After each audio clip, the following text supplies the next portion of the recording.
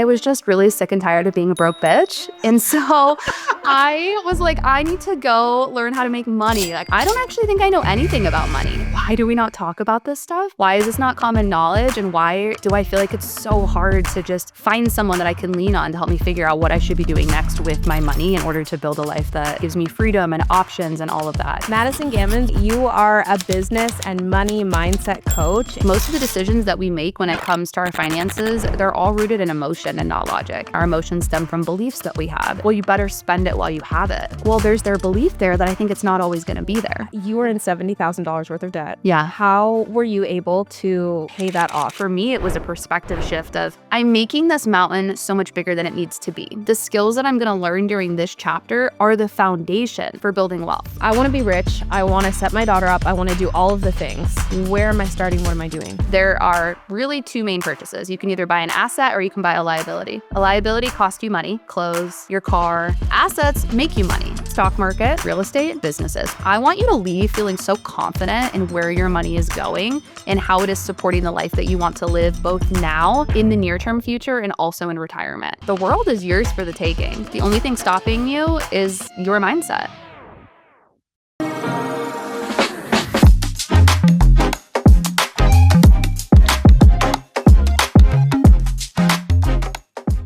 Madison Gammons, welcome to How She Does It. I'm so excited for this conversation. You are a business and money mindset coach, and I'm so excited to learn more about finances and how we can explore with our mindset and just like live abundantly and financially. So I want to hand it over to you. Who are you and what do you do? What are you passionate about? Well, first off, I'm so excited to be here. I already know we are going to have a lively conversation.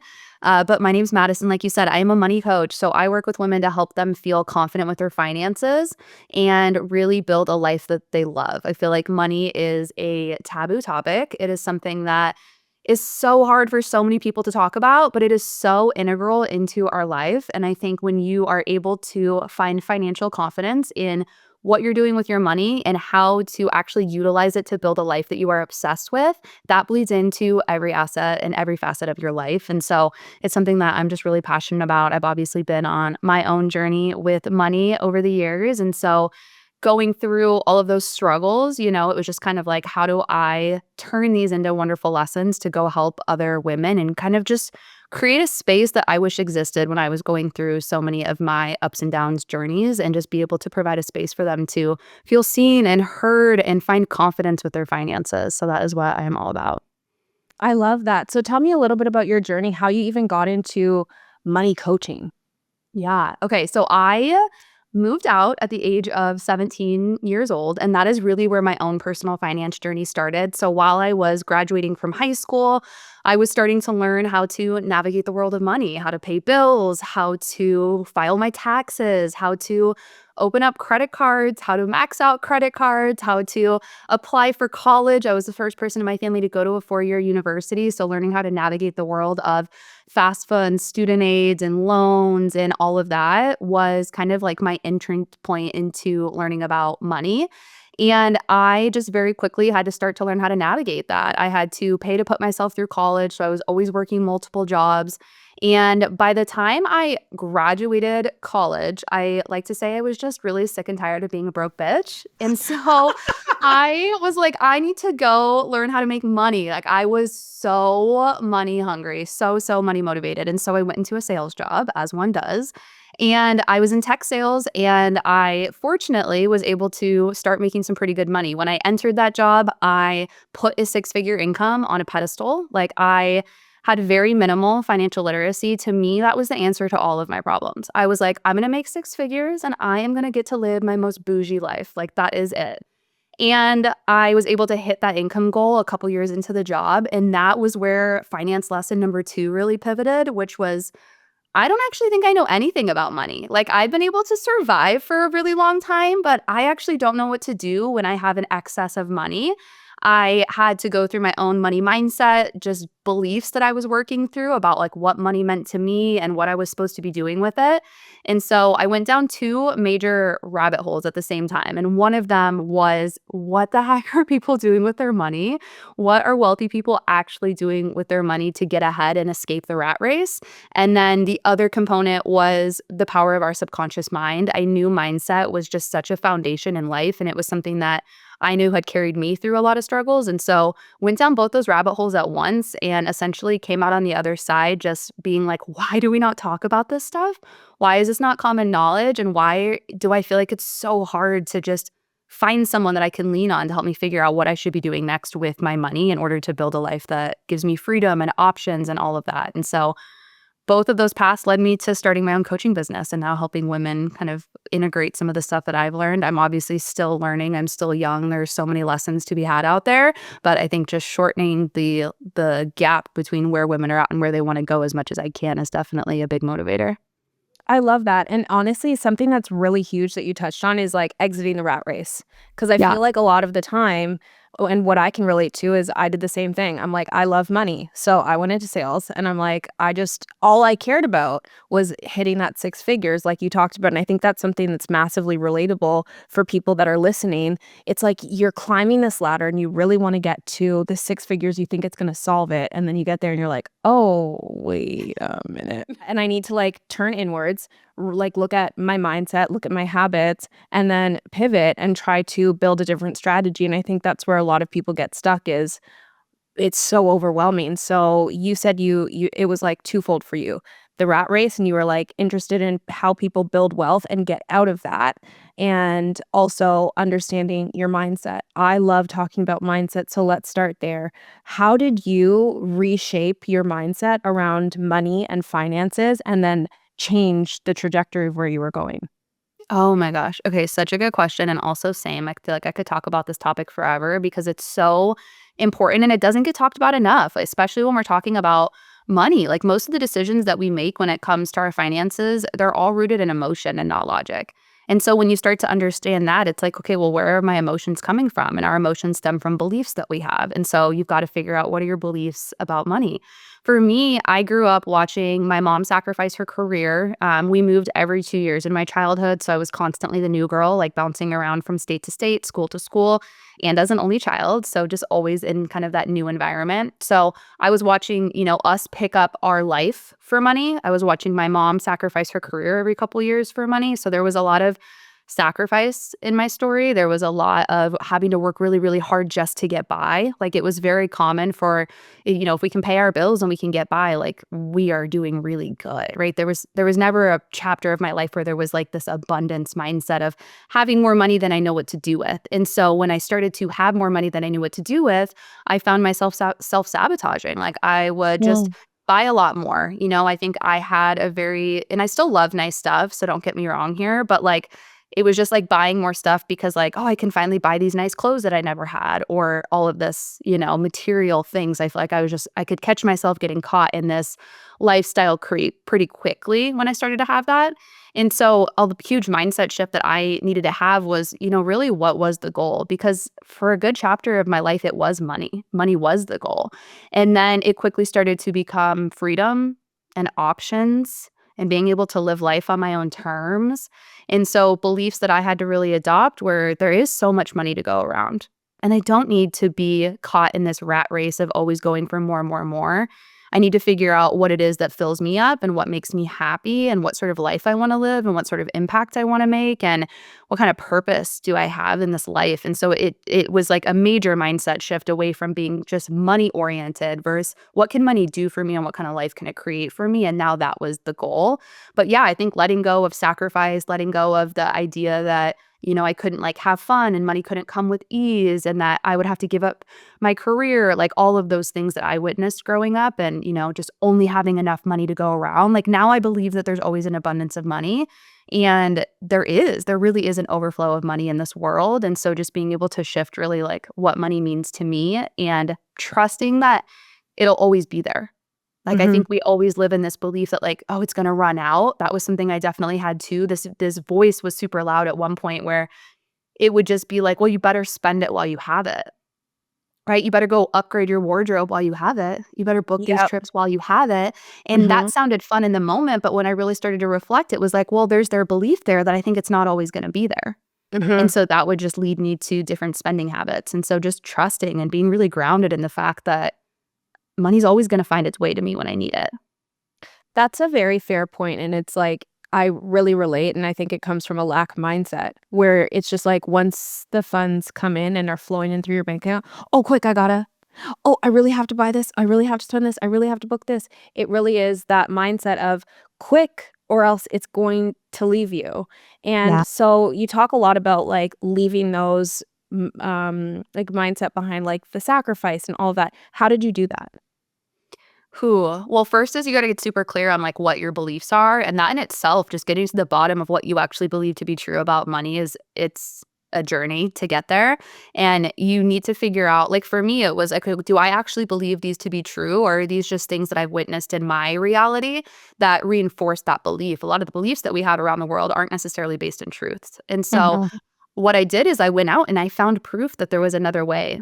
I went out and surrounded myself with people that were living a different life, that were utilizing money in a different capacity, that had experienced abundance and had experienced just a different way of living. And our brains want proof. And once you're able to go out and find proof that something is capable, you get to start asking a way more powerful question, which is how?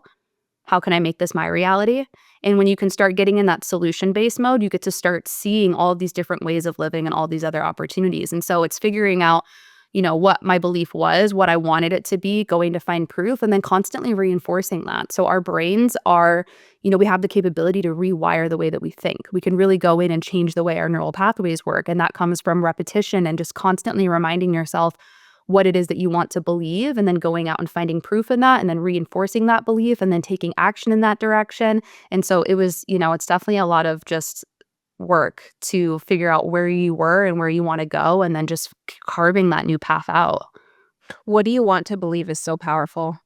Yeah. That's such a powerful, like, statement. What do you want to believe? And I think that it's funny, before you said it, I was gonna ask you, do you think exposure is key? Because I think something that both you and I relate on is, like, being in that sales job, you then get normalized to certain numbers. "Oh, wait, I'm bringing in hundreds of thousands a quarter, millions a year." Like, all of these numbers where it's like, you're bringing this in for this company, and is it hard? It's hard work. Sure, you're showing up and you're clocking in and doing all the things, but at the end of the day, I think it kind of normalizes those figures for you. So then something clicks in your brain and you're like, wait, if I can achieve this number, this goal for this company, and they're paying me out 150 grand or whatever that looks like, I bet you I can go and make millions for myself and I can keep it all.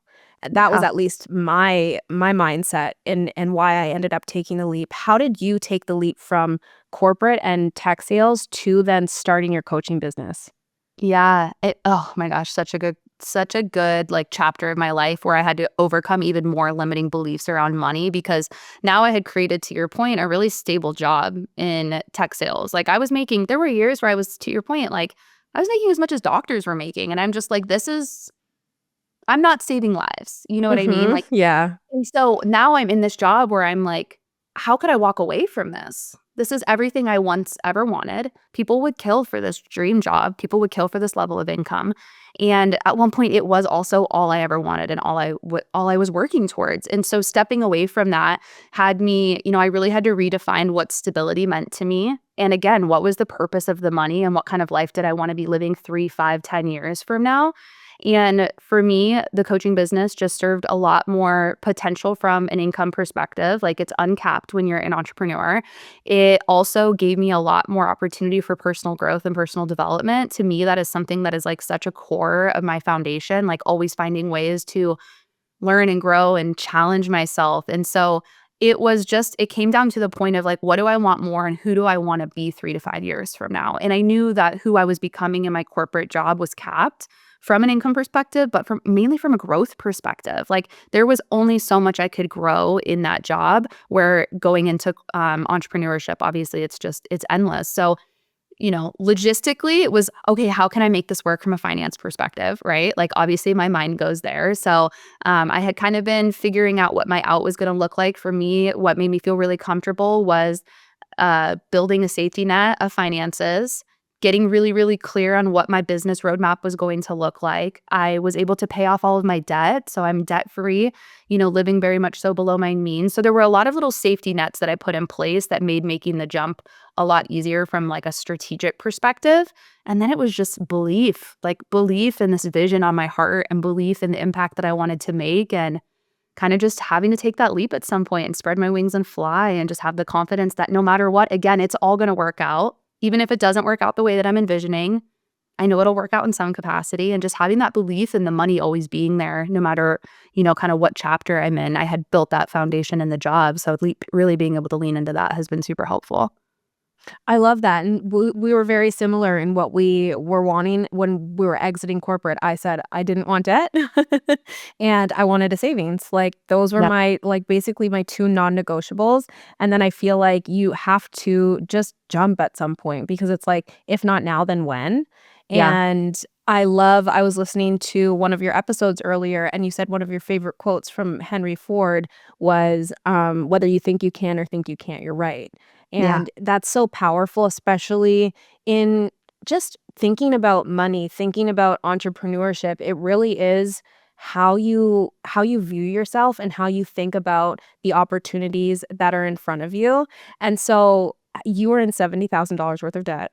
Yeah. How were you able to pay that off? How are you able to look at that and think, "Oh my gosh, what have I done? And now how am I going to course correct here?"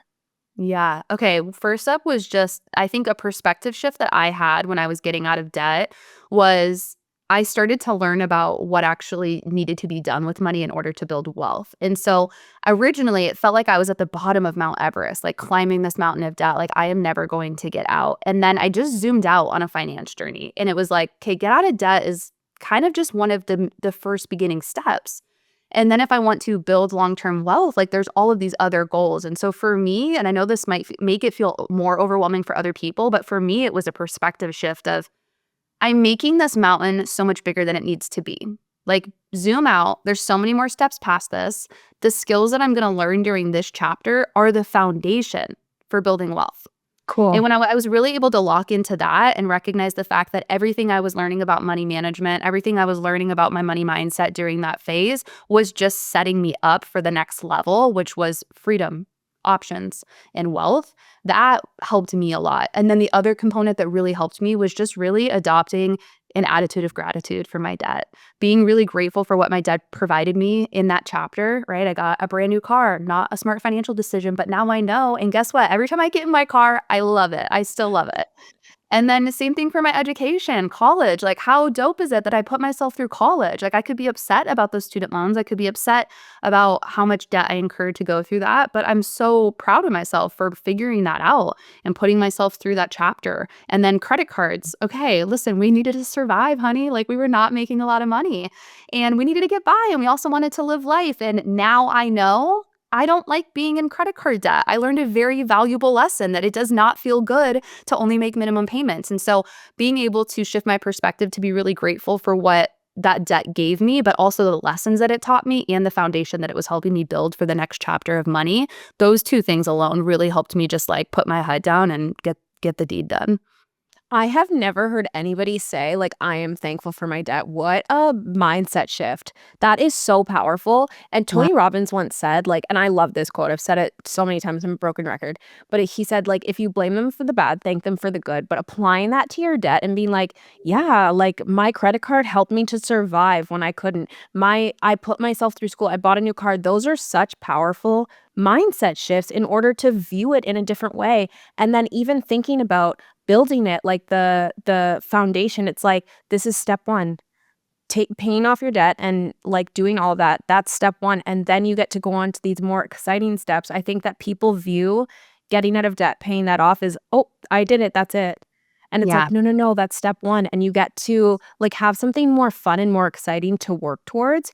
Did you when you were in that space of, like, paying that off, were there any habits that you changed or shifted that have really helped you to set yourself up to not going back into debt today? Ooh. Oh my gosh. What a good question. I mean, I feel like I am just such wildly a different person than I was in that chapter. So probably so much has changed. I think just really delaying purchasing post desire has been a big thing that I've Mm. really implemented. So it used to be this, well, I've never had money and now I have access to this at my fingertips. I deserve this. And so I would just swipe the card and buy whatever I wanted and I wouldn't really think a few steps ahead. Now I'm way more most of the time, listen, we still get got every once in a while. You know what I mean? I'm not perfect. I don't want it to come off like I'm perfect. But I'm a lot more intentional about delaying, like, okay, I really want this. I actually just started doing more of like a vision board style of this in my notes app where I'll write down what I'm looking for and add in images now that you can kind of like copy photos over. Yeah. So I kind of just am like, hey, here are the things that I want to purchase. Let me be a little bit more intentional with my spending and not just hit yes the second it's like, oh my God, I really want this. Like really sit with it for a little bit more and think about, okay, do I need this? Is this something that is helping me get closer to my goals? Is this something that is deterring me from my goals? And so I think just being a lot more conscious of what it is that I'm purchasing and the direction of life that I'm going. I feel 10 times more clear on the life I'm trying to build. And I think when you have clarity on the direction that you're headed, it's really a lot easier to look at your purchasing decisions, where I feel like sometimes it's really easy to get just caught up in consumerism and caught up in the now versus the life, again, that I'm trying to build 3, 5, 10, 20 years from now.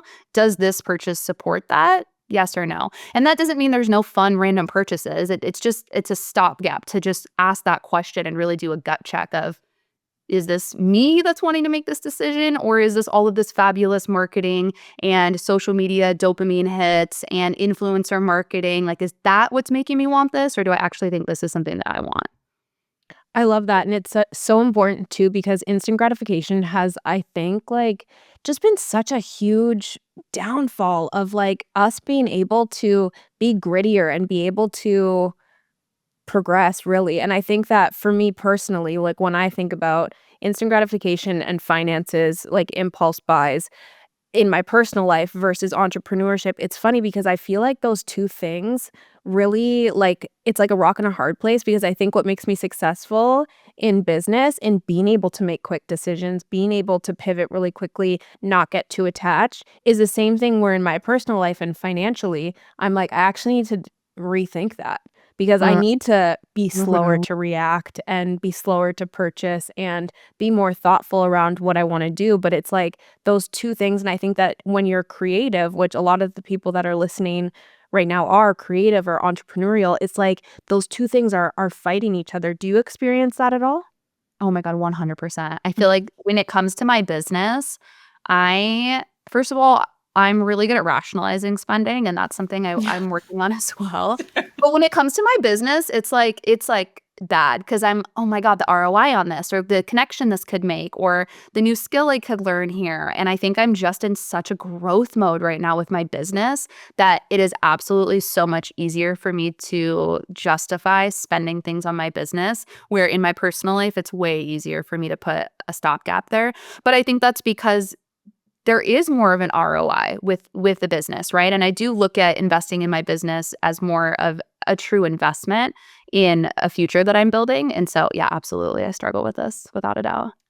It's true, and I think that for like, again, from a creator standpoint, I think that the challenge that people find really is that a lot of the times it's before they have a business. So it's like these things are really blended together. So it's like, Right. wait, I want to buy that course, but I don't have an LLC to write this off as a tax thing. Or I really want to buy that like the clothing haul so that I could do a video. Like it's those types of things where it's like, how do you then build a plan that works before you're even in that stage? Like picture like we're back in corporate or about like back working like a 9 to 5 job and you want to build healthy financial habits. What advice are you giving to that girl?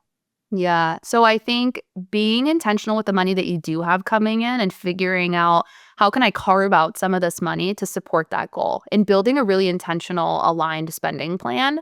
I think that, if you are looking at how to just start saving, maybe you want to save $1,000 to put towards your first course or something along those lines, then I would build out like a very specific high yield savings account where you're putting however much money you can afford in your paycheck into that bucket. So that way, when the time comes and you're ready to take that next step, take that investment, whatever it is, you're like, listen, I carved out money for this. I think you could also probably look at how you're spending. Like, do you feel like how you are spending, could you just pivot some money that you already have access to right now into this dream that you are focused on building?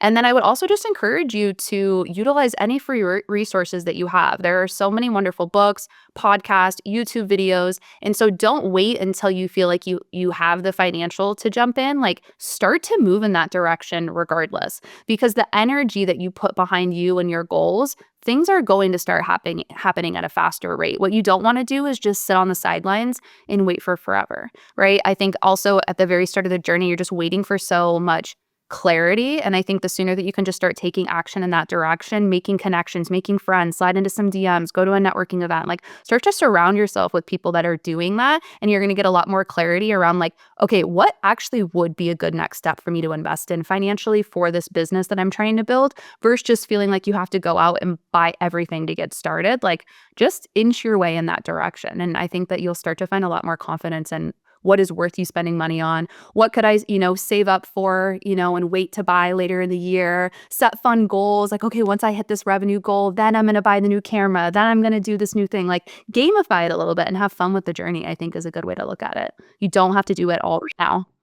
That's great advice. And I love that you said that, gamify it, because even when you were talking before about paying off the debt, you made it seem like a game. And I think that that is such a mindset shift too that you probably had, where it's just like, instead of viewing these challenges around your finances in life as challenges, you view it as a game instead, and make it fun for yourself. Figure it out as if you're like just problem solving, and almost like taking your personal feelings out of it a little bit. Yeah, absolutely. Yeah, gamifying money, like that's my whole tagline I'm trying to make a thing is make money Oh. fun again, right? Like, let's Mhm. gamify it. Let's have a good time here with it, because it can be something that's fun. It has just been this like scary topic for so long, and it does not have to be. You really can have fun with it. So, like, let's talk about building wealth. I want to be rich. I want to set my daughter up. I want to do all of the things. Where am I starting? What am I doing? Yeah. Okay. So the biggest shift that you need to make when you're like, okay, I'm in wealth building mode, which comes after money making mode. Like, okay, I'm living above my means. I have a little bit of extra money to go buy every single month. You want to start thinking about how you can buy assets. So there are really two main purchases. You can either buy an asset or you can buy a liability. A liability costs you money, right? Clothes, your car, trips. Assets make you money. Assets have the opportunity to appreciate in value over time, meaning that your money is going to work harder growing for you in the background. This is when we talk about like making money when you sleep. So there are three major areas that you can grow wealth in. The first one is going to be the stock market. That's like the most common place people start. It is the lowest risk. It also could take you the longest time in order to build up to the level of wealth that you want, but you can absolutely hit your wealth goals off of just investing in the stock market. The second pillar is going to be real estate. So starting to invest in real estate, either like residential, there's commercial, there's so much you can do in real estate. And then the third one is going to be businesses. So those are the three biggest ways that you're going to talk about actually building wealth. And like I said, the best place to start is typically the stock market. It's the easiest to start to learn and to navigate. It is the lowest risk, and it's something that you can start to set up. So you could either utilize like just the normal stock market, or you go the tax advantaged way, where you could look at a 401k. An IRA is a really, really great place to start. Obviously, it depends if you are employed with a W-2 or if you're on your own in a 1099. There's kind of different paths there. But essentially, you just want to start figuring out, how can I carve away some money every single week, every single month, every single paycheck to go towards buying assets? And again, best place to start would be somewhere in the stock market. Well, that's really interesting. So, like, what resources did you use, or what books, podcasts, anything? What did you use when you were first starting out and you're like, I just want to know where to put things? I want like tangible advice on that. Yeah. Okay. The first book that totally just shifted my mindset around buying assets over liabilities is a very classic book called Rich Dad Poor Dad by Mhm. Robert Kiyosaki. Have you read that one? I haven't read Rich Dad Poor Dad, but I read I Will Teach You to Be Rich. Oh my gosh, Ramit Sethi. I love that book. He gives Yeah. such a good practical roadmap. If you were looking for like step-by-step instructions, that is one of the best books that I recommend. Oh, okay, awesome. Yeah, he does such a good job at breaking it all down. Like, if you're, like, a doer and you're like, "I just need to, like, take this one chapter at a time, implement, come back for more," he has such a phenomenal roadmap, and I think he's so funny. His humor in that book, I think, is a good one. It is really good, and I find that, like, that for me, that my mindset really works like that. I'm like, "Someone tell me what to do. Yeah. T Tell me what to do and I'll do it," but sometimes I think that, well, there's so much information out there, I'm like, "Just tell me, what did you read? What were you doing in order to, like, figure that out?" That book is, like, really good, and he even tells you, like, the banks, like, what bank should you be using, like, all of that, and really breaks it down, and that's something that I really love because it's tangible Yeah. to just understand that. Absolutely. I'd say those 2 books are really major because the Rich Dad Poor Dad one really helps you shape your perspective of how someone growing up with kind of like a scarcity mindset and a rich mindset approach money and how they approach Mm. opportunity and the different decisions that they make and how one side really thinks about like working harder for your money and the other one starts to think about how can I make my money work harder for me. So I think if you were to pair just those 2 books, that would be such an incredible mindset shift and, like, practical implementation spot for you to start at. Okay, cool. And something that you said in a podcast episode, you were talking about how like your mind basically or your subconscious mind is like formed by 7. Yeah. And so as a mom, that's really interesting to me because I really am very intentional about how I speak to my daughter about money. I never say like, "Oh, we can't afford that." I would never say something like that because I'm like, I don't want her to think that's like I don't want her to think that way. I really like try to be intentional around the words that I'm using. We choose to spend our money X way. We choose to do this. What are some of the tips that you would implement with your own children or tell or advise parents to implement with their kids on building a healthy, well-rounded mindset around money? I think what you've just said is, like, such an incredible starting point because there is just a little switches with words that we can utilize. The words that we use are so, so important. So saying, "I can't afford this," right, is like a block. Yeah. Whereas if you were to say, "Hey, this isn't a priority right now." That's such a different way to talk about money, and so I think exactly what you're doing is such a phenomenal place to start, and then just, like, not talking negatively about money in general of like, "Hey, we can't afford this as one, but there's not enough to get by," or like, "Oh, we aren't like those people," not No. putting rich people either on a pedestal or talking bad about them, like, there's so many subconscious beliefs that are already ingrained in media when we think about how a rich person is portrayed of, oh, they must have been slimy or scammy, or they must have, screwed somebody over to get to the top. Like that narrative is already so, so loud that how can you start to maybe emulate what someone with money does that is supportive? How can you show them how to give back to people in need? How can you just talk about money in such a supportive way? And I also think having healthy conversations around money in front of your kids, maybe like if you're with a spouse, obviously you don't need to burden them with everything, but just starting to normalize the conversation versus keeping everything behind closed doors and like, Mhm. oh, this is such a scary adult topic, I think is something that's really big. And then starting to instill values with them. There is this guy who I'm so blanking on his name, but I love the way that he talks about money with his kids. And it's something that I listened to a podcast he was on, and I was like, I am obsessed with that. And they really talk about helping kids understand how to provide value in the world. And so the kids don't get necessarily paid for chores like Mm. making your bed or putting your dishes away. Like that's just the standard of living in this household. But if you can go find ways to create value in this house by coming up with our next family vacation and planning that, now you can get rewarded for something that you are actually creating value out of, which is such an important skill in society of being able to be a value creator and finding opportunities and finding solutions to problems. And so I'll definitely dig out his name. I'll find it and send it to you because I think the way he talks about just instilling those financial values in kids is it's so cool. Wow, I love that, and it's so funny because I have heard a lot about that. Instead of, like, paying kids for chores, you should, like it's like they create art and you, like, pay them for that to help rewire their mindset about how they can earn money in the world because I think even, like, the school system right now is pretty archaic and it hasn't been updated in forever. It's just Sure. yeah, it's just teaching them to be workers, like, honestly, factory workers and just sit in a job all day long, and I think that things are shifting. We're in like an AI world. You can do so much, you can learn so much. You don't have to go to school to get a degree for certain things if you don't want to. Like the information is out there. And so empowering kids in a different way so that they can see the world in a different way, how they earn money and like how they can provide value, being a value maker, that's really, really, really key. I love that. Yeah, I'm obsessed with some of the ways that schools are changing. Like, I feel like we're not at a point where we have kids quite yet, but talking about like these different like Montessori schools or different like AI based schools where they're just teaching a little bit of different things. Because as you mentioned, the school system has not been updated in forever. And when the school system was put in place, it was to breed factory workers who started with a bell, ended with a bell, had a very strict schedule, were like following this like mandated curriculum. Where the world now, there's so much more variety. There's so much more flexibility about jobs and careers in businesses that you can build. And that's only going to expedite. Like AI has really only been around for such a short stint of time. We are just at the beginning of it. And so I think we're going to see a way bigger push for that value-based type of mentality of how can I go out and actually solve a problem. And I think that just gives your kid more skills that are going to help them navigate the world. So I love the idea. hmm And so, okay, one of the biggest decisions that you can make financially in your life is the partner you choose.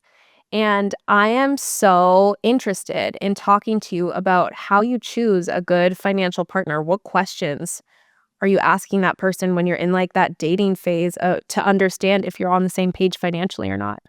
Yeah, love this and also agree. Literally, the biggest decision that you can make is who you are linking arms with for the rest of your life. Because the hmm second you get married, your finances are so intertwined, but also the way that you live your life is so important. So I think like getting really clear on the type of life that you're trying to build together. Like, are your visions of an ideal life even aligned? Does somebody want to travel the world half the year and another person is like, I'm good with 2 weeks of vacation every year, right? Like those people are probably going to bounce into some sort of problems when they come to spending their money because one person just wants to be up and going and the other person does not want to do that, right? Like that's a hmm huge value that someone would have. So just sitting down and really understanding, like, in retirement, in 30 years from now, have you ever sat to think about like what does your life look like? Like what does an ideal financial reality look like for you? And are we like kind of close? Obviously, it doesn't have to be perfect, but like, are we heading in the right direction here?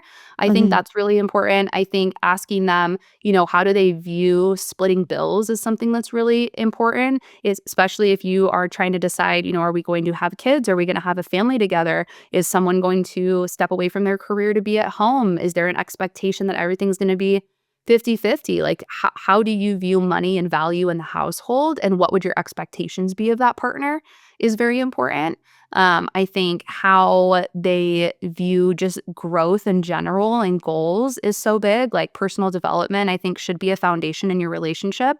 And so like how are we learning and growing together is really, really big. I think one of my favorite questions for people to ask is just like, what's the biggest money lesson that you've learned? Like, Mm. what is something that has really stuck out to you about a lesson? Because now you get to really understand, like, where they're at in their journey and, what they've learned from it. I think what problems we get ourselves into and then the lessons we learn from them is a really big indicator of is someone has a growth mindset or not, which I think is a really good foundation. And then another really important one is just how they view debt. Debt is one of those things, right? If you are like a Dave Ramsey follower, you are like, we're no debt. We're paying off our primary home. We are never doing anything unless we buy in all cash. That's a very different money and wealth building model than somebody that is okay leveraging debt, that is okay going out and not paying for everything in cash, right? Having loans out to acquire real estate. And so like what are our wealth building goals and are we going to be okay being on the same page with our strategies here is going to be really big. That's so funny. That's so true. I've never thought about that. And I'm like, in dating, I'm like, I should just send people podcasts like Dave Ramsey and then Money for Couples and be like, what are your thoughts? To really get like a pulse check on people's like just mindset around it because I think something and a lot of the time I think when you're dating too, you can tell if somebody can like match your lifestyle for the most part. I think like you can tell whatever. But I've always been curious about when you open up and have those conversations about like, here's how much money I make.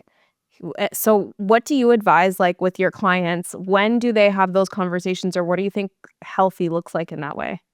Yeah, I think it's gonna depend on, like, where people are coming from, right? Like, what their foundational money mindset is heading into that conversation. Some people might be like, date 2, like, "Listen, this is where I'm heading. Are we in? Are we out? Like, do I continue to date 3? Date" you know? So it's like, how bold are you in that? But I think personally being really open about finances is so key. Like, if you are starting off on the wrong foot where you're keeping your income from your partner, you feel like you can't disclose that stuff, or you feel like, as a female, like, if you're a high income earner, for me personally, like, is that going to impact you? Like, are you gonna feel less masculine? Are you, like, not okay with me making more money? Because, like, I'm always gonna find a way to make a lot of money. So, like, you Yeah. gotta be on board with that, you know? So to me, that's something that's super important. So I think the more that you can understand, like, what are you motivated by, and, like, how okay are you with the fact that, like, I make a lot of money, or I'm going to make a lot of money, whatever that is, like, I think the sooner you can have that conversation, the better. Because, like, why I don't know. Why I'm like, delay? why delay? Like, why waste Mhm. all your precious time if you have someone that's just, like, not gonna be in alignment with that? I think a lot of the time too, it's just people have fear. Like there's fear around rejection, probably. Do I make enough? Do I make too little? Like all of that comes in because it's emotional, right? You talked about in the beginning how most of our decisions around money are emotional. And so, how do you make that switch from it being this emotional thing to really it just or embracing the emotional or making it just a fact of life and this is what it is and trying to in every area, not just like partnership and relationships, but in every area making it just more of like matter of fact and taking the ugly emotion out of it. I think when you recognize that, like, everything is changeable, right? Like, everything's Mm. figure outable, when you understand, okay, if this is my reality and maybe I wanna change it, maybe you're not making enough money to live the type of life that you want, and, like, you're not proud of what your income is, but I think that's a really great opportunity for you to look in the mirror and be like, "Okay, like, if I'm not happy with this reality, what can I do to shift it?" There is another quote that I live by, it is on my board, and it's, "Whatever you're not changing, you're choosing." And Mm. I think that's really powerful too. So it's like, if you're constantly having this, like, m weakness almost, or, like, this, like, insecurity around what your financial reality is, like, what are you doing to shift it? What Mm. are you doing to get more financially literate? What are you doing to change the way that you're spending your money? What are you doing to increase and improve your income? And I think especially in a relationship, like, if you are with somebody, like, it's not necessarily as important of, like, where they've come from, but do they have that growth mindset? Are they willing and able to want to make changes in their financial reality to get it to a place where you can live the life that you want? Like, to me, that's so much more important than, have you already achieved these milestones? It's more so, are you willing to put in the work to do it? And I think if Mhm. you can find somebody in a relationship that you can link arms with and be like, this is the direction that we're going, here are the changes that each of us are working towards in order to contribute the value that we want to contribute into this relationship, to make it, I wouldn't say equal, but, like, to give it our all, right? Like, I don't like the, like, 50-50 mentality. Like, how are we both showing up as our best selves and putting our best foot forward to provide for each other? Like, that is a really healthy and stable relationship. So I think it's just being able to be honest with yourself and figure out what kind of shifts you need to make in order to get on track with the life that you want to live. That's so true, and I would like, in dating, in relationships, in partnership, I would way rather choose somebody who has a positive mindset, a growth mindset around money than somebody whose bank account is padded and is just, like, stingy and has a lack mindset because there's rich people out there that really just have a bad mindset, but were successful in whatever that they were doing, but I'm like, "Ooh, that would not align well with who I am or my personality at all." So I think that that's really important. A theme that you've been talking about throughout this conversation is how powerful your mindset really is, and I think that that's so empowering to be listening to this conversation and being like, whatever your situation is right now, whether you're in debt, whether you're able to build wealth right now, whether you have those options, whether you're living paycheck to paycheck, whatever that looks like, you get to look at your situation after you leave this conversation and think, I have the power to change it. I have the power to build the life that you want, but you need to get clear first on what that life looks like. 100%. And when you can sit in that level of accountability, of recognizing that the world is yours for the taking. Like, anything that you want, the only thing stopping you is your mindset. Like, it is your mindset, and there's probably some fear rooted in there, and I think everything that we want is on the other side of the fears that we have. So, figuring out what those are and how to hurdle over them is an absolute game changer for not just your money reality, but your actual reality in life. Yeah, that's really true. I want to go back to your business really quick. Yeah. How were you able to secure your first client? You exited corporate, started your business. How were you able to actually like get that first client and what did that feel like? So exciting, and also, like, shitting my pants, like, "Oh Yeah. my like, you wanna trust me with this? Like, can I help you?" You know, because there is so much of this, like, "Okay, I've been yelling at a rooftop." I talk to all my friends about it, like, I talk to anybody that will listen about the importance of your mindset and how to, change your finances, but, like, can I actually help someone through this? So I went through a coaching certification, thankfully, to like help really give me a foundation of how to take everything I was doing in my life and actually put a little bit of structure and purpose behind it. I got it through networking. A lot of my clients up to Mm. this point have really been through people that I have either personally known or referrals from people that know me that hear other people being like, hey, here's the goals that I have. And they're like, you need to chat with Madison. Like, she's the girl for you. And so I think the network for sure has been the foundation for getting the business up and running. Oh, wow, that's really cool. So, like, have you done I know that you have a social media presence and that you post content, you do all of that. You have a podcast, which is great, and it's been around for almost a year now, and you've been consistent with it too. When I was looking, I was like, "Oh my gosh, there's so many episodes," which is great because then people can just get such a sense of who you are, your business, your personality, and it helps people to connect with you and then actually go ahead and hire you. What does it look like working with you in coaching? Like, what are the main problems that people come to you and want to deal with? Yeah.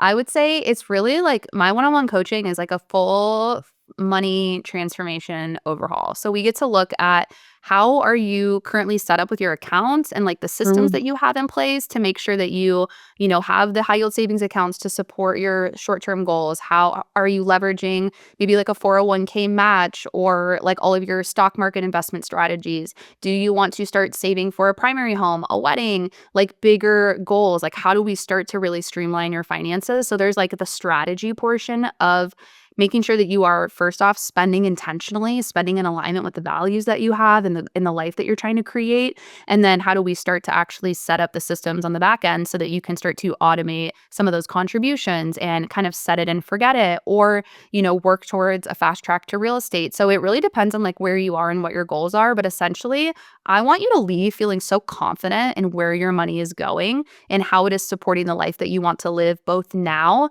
in the near term future, and also in retirement. And so that's the overall objective. With that, there's going to be so many mindset conversations that we get to have about what your beliefs are about money and what sort of new beliefs we want to install and rewire into your brain. And then the third component of my business is all about manifestation, like actually starting to embody your wealthiest self. Like, how do you start to take aligned action in that direction and start to really bring it all into fruition? And so there's a lot of that. And then the best way to, what I like to say, like pour gasoline on your goals is starting to make more money. Once we have all these systems in place and you know where everything's going, the best way to expedite your goals is to make more money. And so do you need to, ask for a raise in your current job? Do you need to maybe go get a new job to get a higher income? Do you need to start a side hustle, or do we need to raise your rates in business? Do you need to come up with a new revenue stream? Like, we get to really walk through like a full look at your finances and kind of figure out what levers we need to pull in order for you to get on track. Oh, wow. So do you coach people through like, here, you're going to go and ask your boss for a raise and then like come back to me. I'll hold your hand through it. Like, do you coach people through that? Yeah, absolutely. So my corporate Wow. tech sales job, I interviewed and hired over 500 people. And so I'm like, listen, I'm going to tell you. Let's walk through how to make your resume stand out. We're gonna do some like mock interview questions. Like, let's make you feel so confident. So when you walk into asking for that raise or interviewing for that job, you're just like, it's mine. Like, slay, we got this. Wow, I love that. So what's the like number one manifestation tip for somebody who wants to like transform their finances? What are you telling them to do? Oh gosh. I mean, I think the biggest thing is just getting super clear on where you wanna go. I think we spend a lot of time just in, like, vague goals. Like, "I wanna make Mm. more money." Like, "Okay, do you wanna make a dollar more? Like, is that gonna change your life? No." So getting really crystal clear on, like, what are the goals that you are setting and what is it actually gonna take for you to accomplish it? Because when you actually understand, "Okay, in order to be on track to go on that girls' trip that I wanna go on, to save for that house that I wanna buy in a couple years, to retire early or retire comfortably at this number, like, here's the amount of money I need to be putting into all of these different categories," that's gonna light a fire under your ass where it's just like, "Yeah, I don't know. I know I need to be saving some, and I should probably be putting some money into my investments." Like, no, let's get crystal clear on what that looks like so you understand what direction you're heading in. That's actually so true, and, like, literally writing it out. I think that we spend so much time on screens, on social media, doing all these things, saving the posts, like, all of that, but it's like, write it down on a piece of paper. Write yourself I there's somebody that I follow online, and I love her, and she literally every January will, like, write a new check to herself for how much money she wants to make, and Love it's that. like I think she wrote a check once that was, like, $50 million, and Love it. one was, like, $30 million, and she did it. Hell yeah. And so it's like, you actually once you, I think, dream big enough, like, dream in this way that can feel crazy sometimes, because when you're writing yourself a check where it's like, "I'm gonna get a deal that's 5 figures," and you're starting a new business, or, "I'm gonna make millions of dollars," you might think, "This seems insane, this seems far-fetched," but you have to actually take those steps because then you're like, "Okay, how can I do it?" And once you start asking yourself those how questions, Yeah. like you said earlier, that is how you literally order your steps and you work backwards. But it's like you have to start at the top. What do you want and what does that look like? And making it so clear. And that's why I'm so passionate about people when they're starting a business, when they're starting content creation, start with your why. Because Yeah. you're not going to stay consistent. You're not going to do all the things that you need to do if you're just like vague on it. 100%. Your why is so important. It's gonna guide you through the tough days, like, the days, especially in entrepreneurship, where you're, like, crying and you're like, "Is this actually gonna work?" It's like, it has to work because here's the life that I'm trying to build, and that is so important. And I think the other thing that's really important to understand about why setting clear goals and asking yourself how is so important is because it starts to shape the way that your brain sees the world. And so our brain is taking in millions and millions and millions of bits of information every single day. And it is either going to delete, distort, or generalize that information that's coming into your brain. And what you can do by getting really clear on where you're going and start to ask, how could this be possible? Show me where I could make X amount of extra money. Show me the opportunities that align with this path that I'm on. Your brain will actually start filtering the information to show you what you are telling it is important. That is what we call your reticular activating system, where it's like you start to think about something, or like you see the car that you want to buy or the new pair of shoes you want to get, and then all of a sudden you're looking around and you're like, okay, I guess this wasn't, like, as unique as I thought it was because everybody's driving this car. Everybody's wearing this pair of shoes. What you've done is you've told your brain what's important to you, so then it can actually go out and start to find it. And our brain does that with evidence in the world. And so when you're able to start saying, like, "Show me how it's possible to make 100K building this business online," you're gonna start seeing people talking about it. You're gonna start overhearing conversations when you're at a networking event. You're gonna, like, start seeing articles pop up or things come in. It's like your own real life algorithm for your brain. And so when you can Whoa. start to train your brain and train it as if it's an algorithm, all of a sudden it's like, "Oh, was this person always talking about how they could help me with this? Like, was this person always saying they needed help with this and now I can be the person that does that service for them?" Like, it is just like putting a highlighter on all of the things that you're after, but that only comes from starting to get really clear and constantly reminding your brain, "All right, like, what are we going after today? Like, where are we heading? What's the direction?" And then your brain gets to help you find all of the opportunities and all of the avenues to make that your reality so much faster. That is amazing. What a cool way to think about it. You're like programming your brain's algorithm. That is literally game changing the way that you just worded that. Like, I feel so fired up. I'm just like, that is such a cool way to really tangibly think like, okay, I need to set my goals out so that I can do this so that you can help your brain help you to get to your goals. Yes, absolutely. I say your RAS is your BFF. Like, it is literally your best friend always looking out for you. And this is why things like affirmations and visualizations are so important because affirmations, people are like, "Oh, you're just gonna say I'm a millionaire and like all of a sudden you're gonna be it." No, what you're doing is serving a constant reminder to your brain, like, what are we working towards? what are the goals we're going after? What are the things that we are trying to accomplish? Like, how am I trying to feel? What are the emotions that I want to evoke when I hit these goals? Like, affirmations serve as like a lighthouse to where you are heading as a reminder. And so the more that you do them, the more that you are going to like be programming the algorithm in your brain to help you find that. And then same thing with visualization. We talked about it before, but the more that you normalize your reality, the easier it is for you to move in that direction. And so visualization is a huge tool because you're normalizing. Your brain can't actually tell the difference between a lived experience and something that you have a strong visualization behind. So the more that you can normalize a visualization of the life that you're trying to create, the more your brain is like, oh, yeah, this is just our reality. This is just normal. Wow. I did not know that your brain Yeah, could not tell the difference. can't tell the difference. Wow. Yeah. That's crazy. And the other thing to know about that is that our brains are wired to keep us alive. Like we have survival instincts, but they're not necessarily wired to keep us in a thriving mentality. And so everything that you have experienced up until this point in your life has kept you alive. And so your brain is like, that's not going to kill us, right? So we can keep doing that. But anything new that you have never experienced before, so anything that is in the category of the unknown is deemed as a threat to your brain. And so your brain is going to be like, I don't know if we should do that. I don't know if we should go that way. That seems like it should, that might like put us in a bad situation. And so anything that you've never experienced before, your brain is deeming as a threat. So the more that you can normalize the unknown or normalize the things that you want to experience, the better you are going to be at being able to actually take direction in that area because it's not as scary. Wow, that is so friggin' cool. Yeah. Like, Our I brains are am so cool.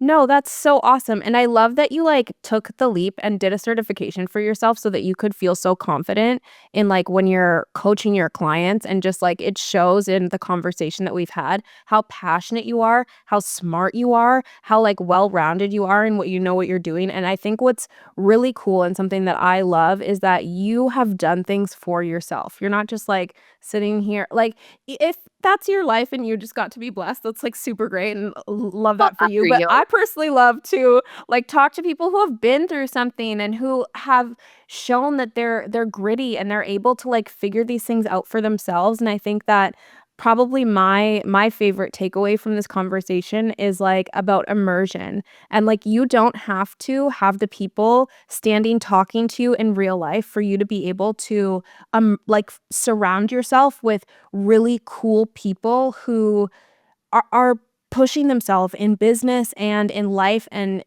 building wealth and all of those things. You can go out and find those resources in those books, in those podcasts, and all of those things. So the last question that I want to ask you is like, what advice would you give to your past self? Like, think about the girl that was in debt who was just starting this journey, because that's a lot of the people that are listening to this conversation right now. What advice are you giving her to start this journey and like be able to push forward and get really clear on her dreams and her goals? Oh, I love this question. I just recently did that trend that's going around. I don't know if you saw it, where it's like, Yeah.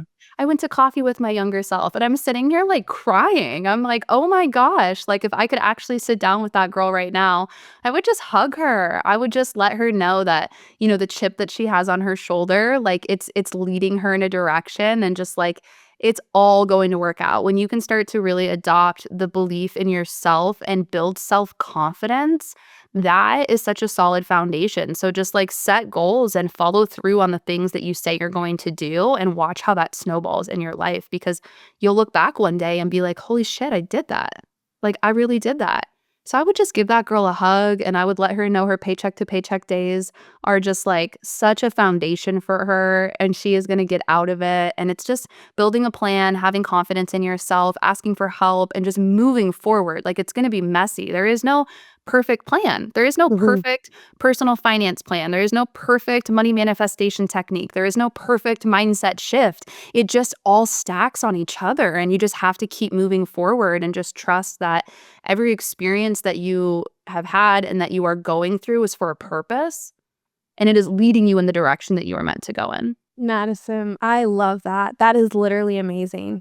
Like, and this conversation has been so great. And I hope that to the people who are listening or if you're watching, that you take away that you are in the driver's seat of your own life and you get to decide what your financial future looks like. And that, folks, is how she does it.